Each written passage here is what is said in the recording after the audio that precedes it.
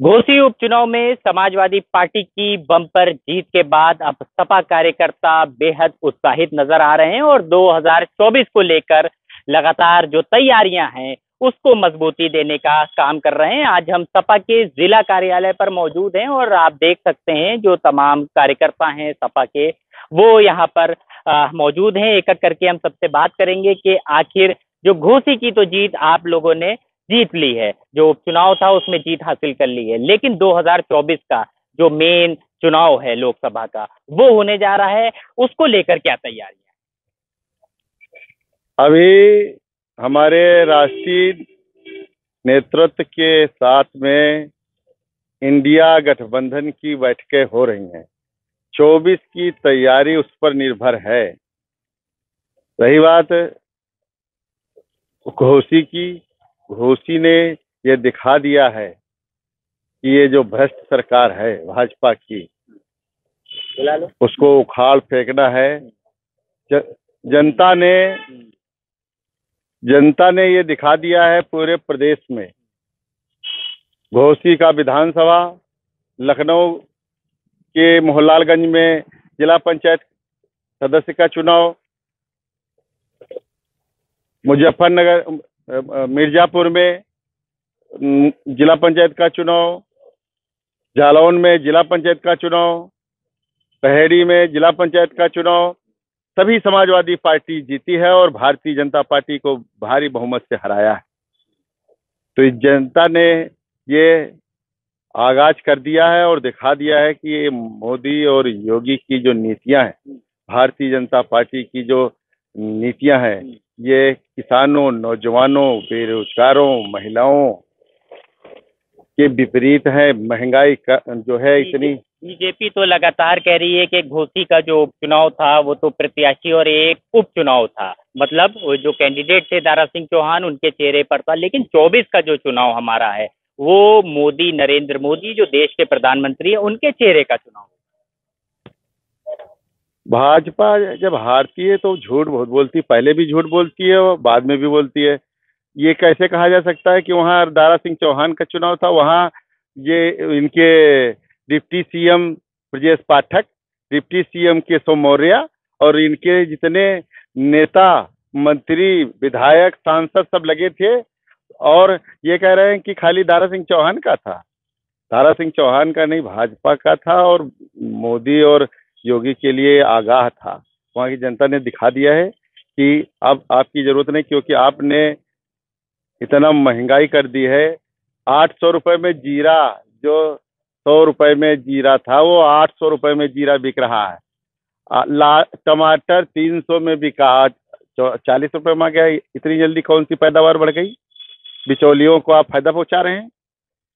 विकास ठप पड़ा है। पूरे लखनऊ जिले की बात करता हूँ, जहाँ जहाँ बसें चलती थी देहात में, वो गरीबों के लिए चलती थी और आज की डेट में ठप पड़ी है। कोई एक भी बस नहीं चल रही है, चाहे वो मोहान से मलिहाबाद हो, चाहे वो यहाँ घंटाघर लखनऊ से बहरू हो, ये सब तो तरफ बसें बंद हो गई, जिससे जनता त्राई त्राई कर रही है। आवागमन की बहुत सवाल और लेंगे। आपके नेता हैं समाजवादी पार्टी के महासचिव हैं आजम खां, उन पर आप देख रहे हैं शिकंजा कसता हुआ नजर आ रहा है। लगातार दूसरा दिन है उनके ऊपर इनकम टैक्स की जो रेट है वो चालू है।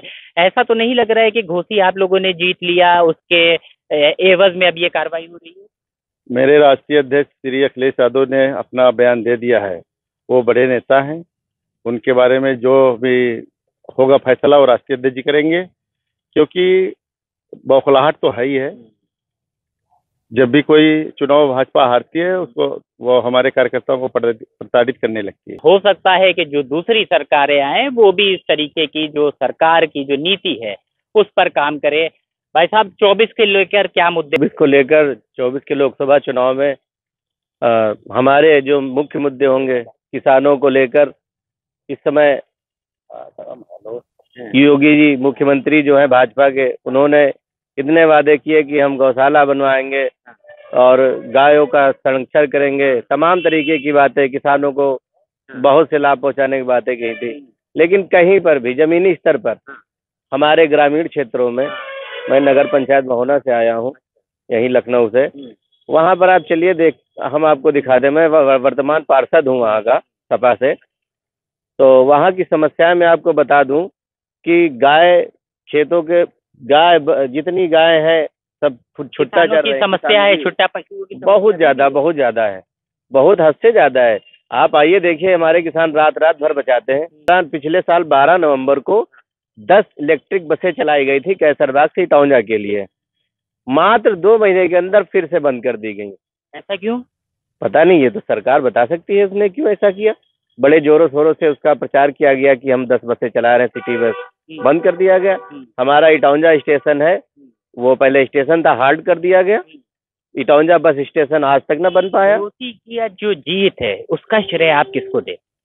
घोसी की जो जीत है उसका श्रेय हम सभी माननीय राष्ट्रीय अध्यक्ष जी के नेतृत्व को देंगे, घोसी के जनता को देंगे और हमारे सभी समर्पित जुझारू कार्यकर्ताओं को देंगे। उन सभी को बहुत बहुत बधाई। घोसी की जनता को तो जीत का श्रेय दे रहे हैं, लेकिन ऐसा नहीं आपको लग रहा है कि घोसी जीतने के बाद आप ही के नेता हैं, समाजवादी पार्टी के महासचिव हैं आजम खान साहब, बहुत ही पुराने और वरिष्ठ नेता हैं, उनके ऊपर अब कार्रवाई का सिलसिला एक बार फिर से शुरू हो गया है और जो इनकम टैक्स की जो रेट है वो आज लगातार दूसरे दिन भी जारी है? देखिए, भारतीय जनता पार्टी का जो शुरुआत से इनका यही रहा है, जब कहीं भी ये चुनाव हारते हैं तो एक प्रतिक्रिया ये उल्टा तरीके से, मतलब एक अप्रत्यक्ष रूप से दर्शाते हैं कि हम देखिए हम क्या कर सकते हैं। ये खुला तानाशाही है, गुंडागर्दी है। बाकी हमारे राष्ट्रीय अध्यक्ष जी ने जो भी प्रतिक्रिया दी है, घोसी हारने के बाद आपको लग रहा है ये उसी का बदला?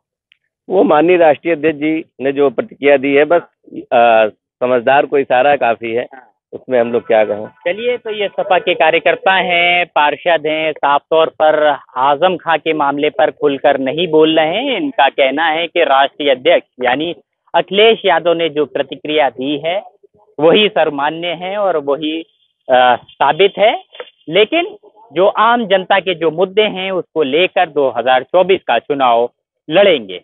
लखनऊ से भारत एक सोच के लिए असलान समझू।